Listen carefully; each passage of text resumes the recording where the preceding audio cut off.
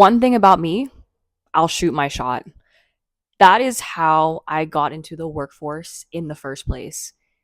When I was in grad school, going into my last semester, I was like, okay, I need to get a job by the time the school year ends, which was in April. So in January, I started making a short list of businesses that were local to the area I was hoping to live in.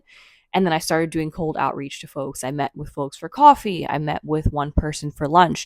And ultimately, that person that I met with for lunch, I ended up working with her for the summer. So I was in a new grad, essentially co op program and working as a freelance copywriter, social media person. That was my very first job right out of school.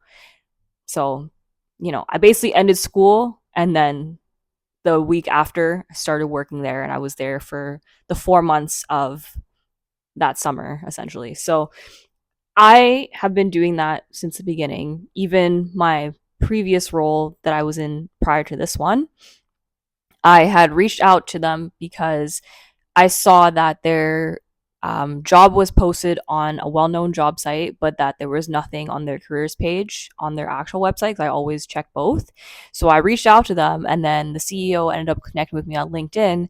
And then maybe 2 or 3 months after that, I guess because of my being proactive and informing them, they reached out to me for an interview. And then a couple months after that, I ended up starting my job there. So point being, I know we make fun of our parents because they're like, just walk into a place, hand them your resume, such and such. And I'm not saying that that works, but the digital version of that does. If you see that they have a job posted, go the extra mile and send an email to, a relevant person that might be able to connect you with the recruiter or whatever that looks like. Or at least, even if nothing happens, you're still on their mind.